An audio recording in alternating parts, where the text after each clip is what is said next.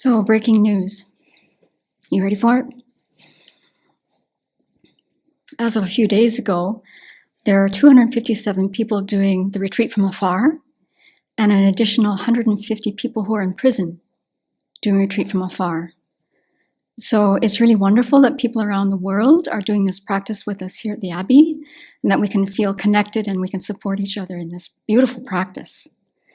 It is a stunning practice, wouldn't you agree? And we've done it a number of times here at the Abbey.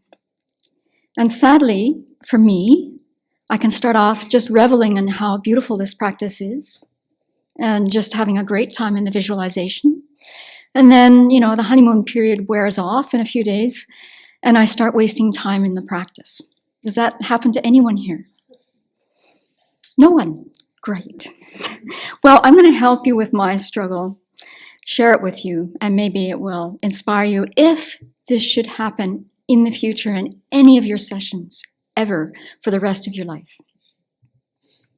So it can happen to me that my mind will start to drift to other topics, and it's really important to take notice of where your mind goes when it goes. There are trends, I've noticed. And this, just to notice that in the drifting, time is ticking.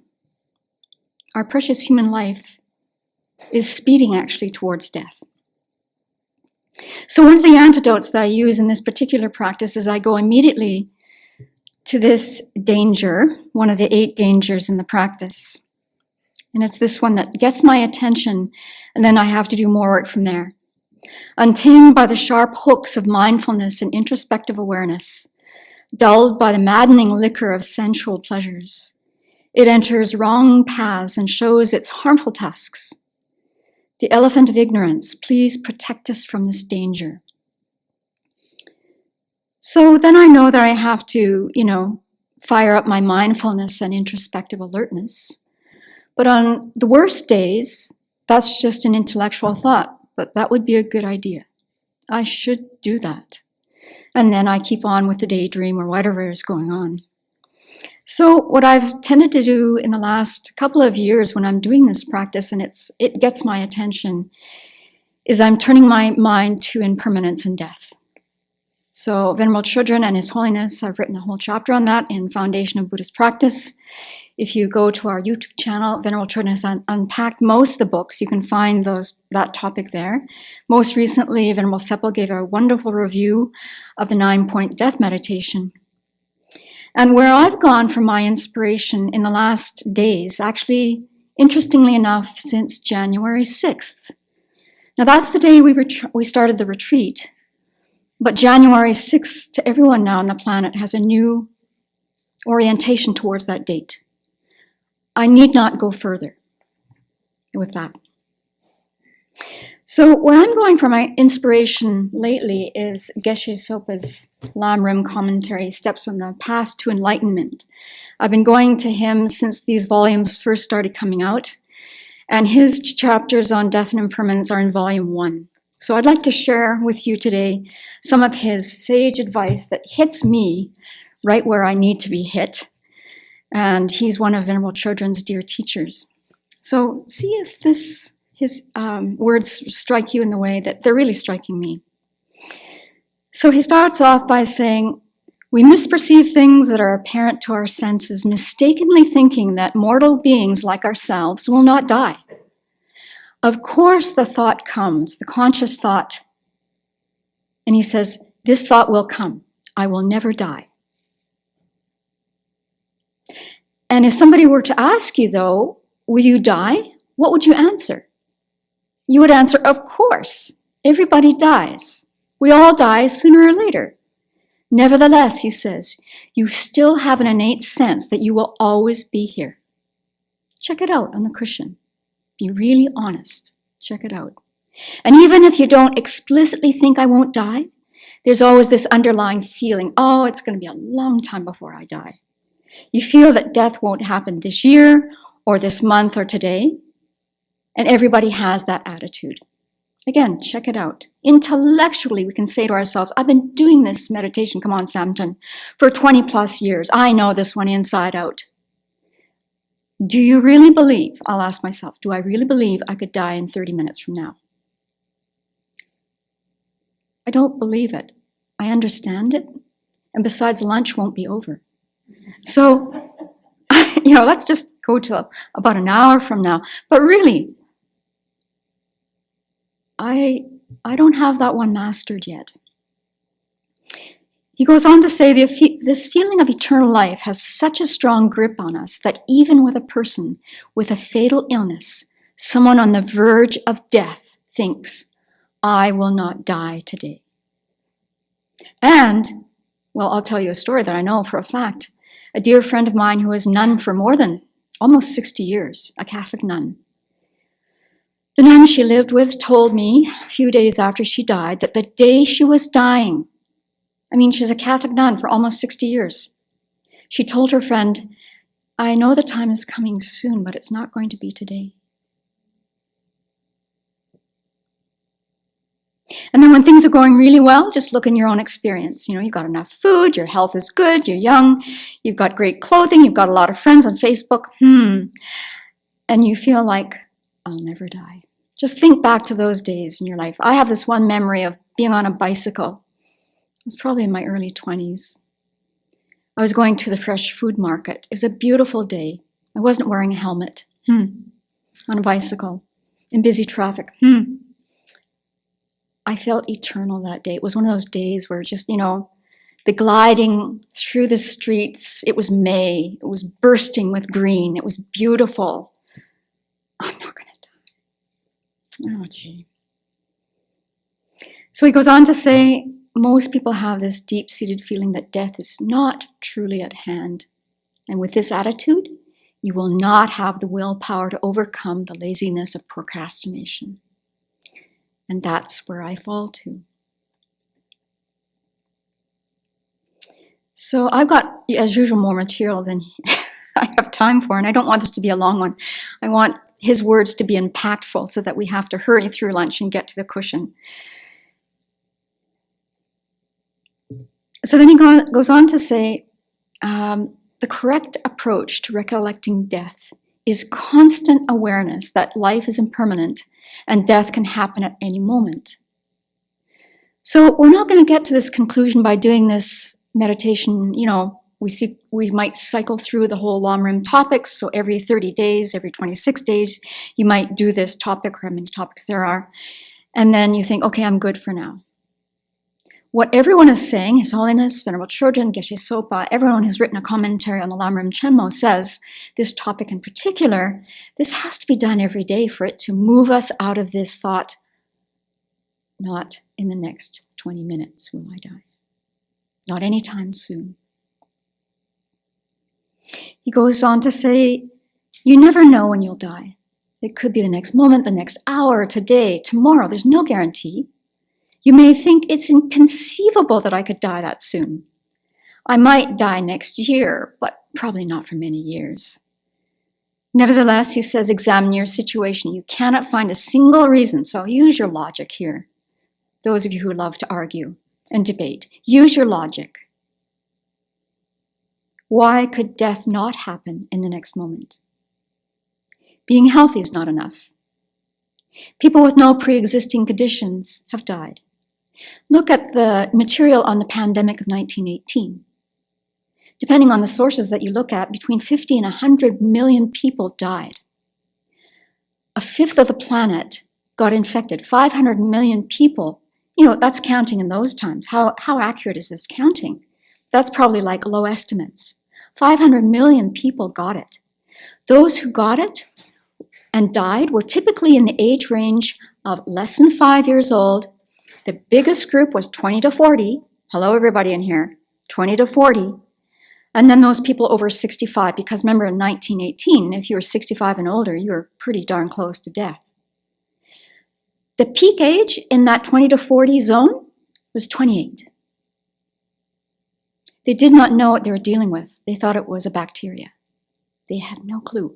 The people who got it and died, they died within hours or days. Do you think that any of those people planned they would die that day? I don't think so. So I've had two occasions, well, actually, I've had many. As I was doing this, preparing for this talk, I encourage you to do the same thing too. I thought about the close calls I've had in my life with almost dying. And at first I wrote, well, there's two I can talk about. But the more I think about this, there's many. There's many. And I think at the time I didn't realize how close it was. I'll tell you two, though, that are very impactful. They affected me a lot. They continue to affect me. And it's kind of astounding where these happened. So the first time happened, this is not the first time I came close to death, but the first time I'll tell you about was in 2003, and I was in Bodh Gaya. And that January, His Holiness was giving the Kala Chakra initiation. There are tens of thousands of people there. Just amazing numbers of people. So this one day, and I was a layperson there, I was at the stupa between teachings. It was getting close to noontime. And so I was going around the stupa with many, many, many other people. And so as you come in, let's call this 6 o'clock when you're facing the stupa, when you're first coming in. And then around at noon, if you like, there's another exit. So I was going close to the exit at noon, in the position noon, and we were packed by this time. And then all of a sudden, somebody yelled something in Tibetan, and then someone else screamed it in English. The Karmapa is coming. Immediately, this turned into a crowd surge. I'm not kidding. And I'm not very big, 5'2" on a good day. And all of these monks, Tibetan monks, I am not exaggerating, started pushing like crazy. They were pushing people of all ages. I looked to this elderly Tibetan couple that was beside me, and I thought, okay, do they look alarmed yet? Should I be scared? And it was getting really tense. We were really getting pushed and squeezed. And then there was a drop-off right here. And at first, the Tibetan couple looked pretty chilled. I thought, okay, I'm just, this is my anxious mind kicking into gear. Then somebody screamed something else. He's coming! And then the crowd went nuts. And I saw the Tibetan couple try and race there was a grab bar on the side, and I got the heck out of there. I went to the grab bar and I jumped down. It was about a 6-foot drop down. And that was close, and people were falling down. I didn't hear that anyone got killed, but I was astounded that largely these people are probably Buddhists, and people behaved the way they behaved. We've heard examples in the past of other people at religious events where people storm and people die. They get trampled to death. So that was 2003. That was close. Then it happened again, this time in 2011 in Washington, D.C., at a Kala Chakra initiation. So the event took place at the Verizon Center. Many people in the room were here. It was fantastic to be in Washington, D.C. at that time. I'll say the year again, 2011. It was a fantastic experience. And the Verizon Center can seat 20,000. I looked on His Holiness's website, and there's an article that said that a minimum of 10,000 people were there every day. So this one day, it was just before the final day of the empowerment, they had been handing out kusha grass in the audience and the red cords, and of course they run out, right? So, I didn't have them. Many people in the crowd didn't have them. So it was the end of the day. We're filing out of this huge complex, and I'm in the lobby with thousands of other people, and all of a sudden somebody calls out, "They've got kusha grass and red cords down there," and the crowd goes nuts. And now I have this memory right from 2003, and I think, is it possible that 2 times attending His Holiness teachings that I come close to dying? So the exits were on the other side from me, from all these people. And again, my chances of surviving being stampeded are nil. So I just made my way back to a wall, and I just had my back up against the wall. It was just, like this. And people were streaming past me and bumping me. For cords and a kusha grass, and you almost lose your life. So think about the times when it's come close and what that does to your orientation of, I've got all the time in the world to practice. I have other examples that are far worse. I'm not going to share them, not in public. But do these reflections. Do them. take a look at these commentaries. And then Geshe Sopa says, once you recognize how uncertain the time of death is, you will know that there's no time to delay. The only sensible thing to do is to begin preparing right now. When this thought spontaneously arises, whatever you do, working, studying, listening, or meditating, this will be directed toward the benefit of future rebirths. Every moment will be imbued with that beneficial motivation. Then Tsongkhapa, and I'll finish with this for today. He says the uncertainty of the time of death is the most important of the 3 topics in the death meditation. You should think about this topic in detail from various points of view. This will change your belief that you will be alive for a long time into the recognition that you may not even be here in the next moment. This recognition will diminish your attachment to this life. Your mind will then tend toward preparing for your inevitable death rather than preparing for a long life. This way of thinking and meditating will bring you to a second conclusion. The time of death is uncertain, therefore I will practice the Dharma right away. I'll not leave it till tomorrow. I will do it immediately, starting right now. I think this needs mentioning right now. The statistic today is 2.2 million people have died of COVID-19. Now, which view do you naturally fall into? If I get it, yeah, I'll get the mild version. No problem. A little bit of cold, a little bit of coughing. Or do you think, if I get it, there's no reason I could die? No reason. So he says, once you establish an awareness of impermanence, you will recognize that your body is like a precious jewel. If you use it properly, it has great potential, even though it doesn't have any actual real essence itself. When you look for its essence, you analyze the body down into all of its parts, the bones, the muscles, the blood, excretions, and so forth. All the pieces are there, but you can't find any essence.